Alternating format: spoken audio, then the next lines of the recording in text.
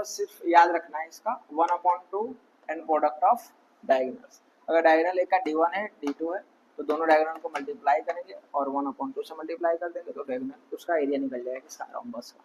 इस क्वेश्चन में हमें पढ़ना है कि एक रोम्बस है, क्या ये रोम्बस, और rhombus shaped field has green grass, जिसमें ग्रीन ग्रास है, फॉर 18 काउज टू ग्रेज। अगर 18 काउज है उसको उसमें ग्रेजिंग करनी है, घास को खाना है, ठीक है, ग्रास को।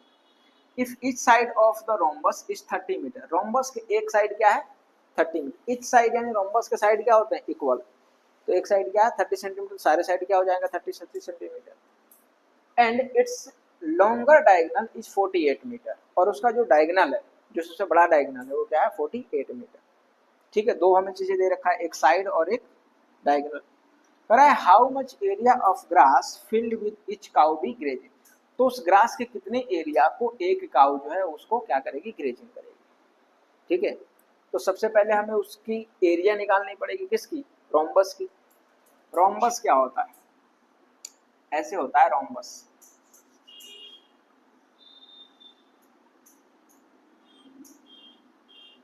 ये स्क्वायर टाइप का होता है, किस टाइप का, स्क्वायर टाइप। इसमें कह रहा है लॉन्गेस्ट, ये लॉन्गेस्ट डायगोनल, तो डायगोनल ये होता है और एक डायगोनल ये होता है, तो ये तो छोटा डायगोनल हो जाएगा, लॉन्गेस्ट डायगोनल कौन होगा, यही तो होगा।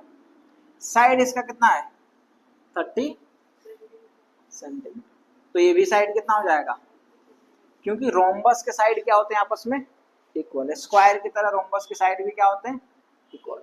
और एक बोल रहा है कि जो लॉन्गेस्ट डायगोनल है 48 है, तो ये देखो ये वाला शॉर्टेस्ट डायगोनल है और ये वाला, इसको हम ABCD कर लें तो BD इसका डायगोनल है और एक डायगोनल होगा AC तो छोटा होगा और BD क्या है बड़ा है, और यही है 48। तो हाउ मच एरिया, इसका एरिया निकालना है, तो एरिया कैसे निकालोगे, पहले तो इस ट्रायंगल का एरिया निकालोगे, उसके बाद इस ट्रायंगल का एरिया निकालोगे, दोनों को प्लस करोगे तब तो ये पूरे रोम्बस की एरिया निकलेगा। तो हमें क्या करना है, पहले एक ट्रायंगल की एरिया फाइंड करना है। तो एक ट्रायंगल की एरिया कैसे फाइंड करोगे,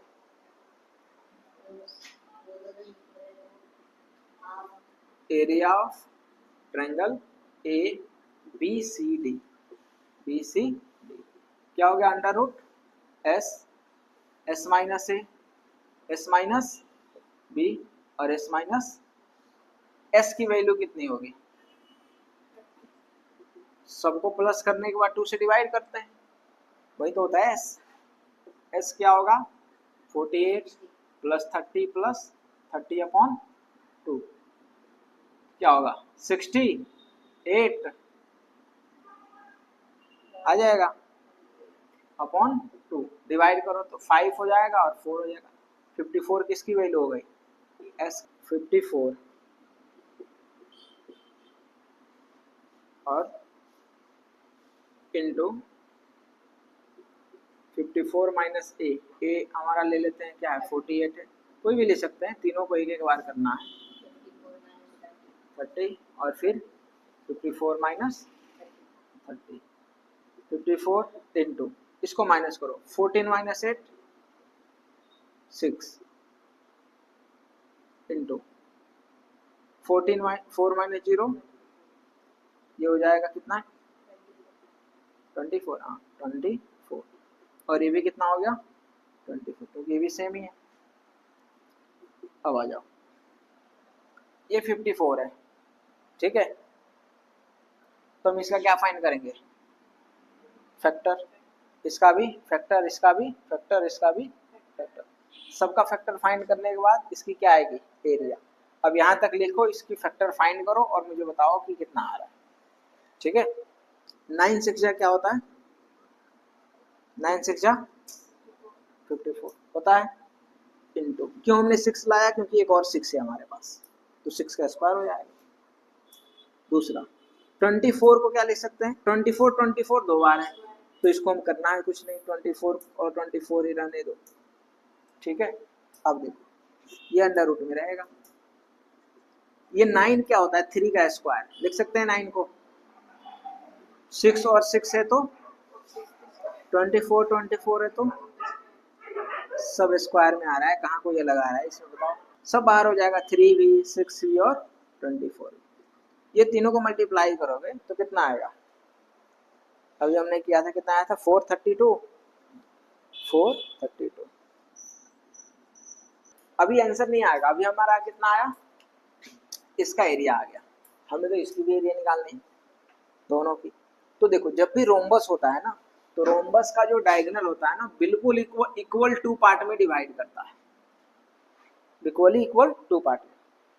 तो इसका जितना एरिया उतना ही एरिया इसका। तो इसमें अगर हम 2 से मल्टीप्लाई कर दे तो पूरे का एरिया निकल जाएगा। समझ आ रहा है? ऐसे सोच के भी देखो, ये 48 है, ये साइड कितना होगा? 30 होगा, और एडी भी 30, ये भी 30 होगा और ये भी 30, क्योंकि रोम्बस है, सारे साइड इक्वल। 30 30 48, इसमें भी क्या था? 30 30 48। सेम आएगा कि नहीं आएगा? इसलिए जब रोम्बस हो तो अगर हमें पूरे की एरिया निकालनी हो तो इस एक एरिया निकालकर 2 से मल्टीप्लाई कर देंगे। ठीक है, तो यहाँ पे क्या लिखोगे कि एरिया ऑफ, ये हो गया metre square, area of rhombus. तो एरिया ऑफ रोम्बस क्या हो जाएगा? 2 इंटू, यहाँ पे लिख लो area of rhombus ABCD, ABCD क्या हो जाएगा? 2 मल्टीप्लाई 4 3 2, 2 2 जा 4, 3 2 जा 6, 4 2 जा 8 मीटर स्क्वायर। आ गया। हमसे क्वेश्चन क्या पूछ रहा था? देखो, how much area of grass field will each cow be getting? एक काउ कितने ग्रास को खाएगी? टोटल कितने काउ है? 18, और 18 काउ ने मिलकर टोटल घास को खा गया, तो एक कितने खाया होगा? तो टोटल जितना एरिया होगा उसमें 18 से डिवाइड करना पड़ेगा। ठीक है, will each cow getting grass 864 upon 8 metre square.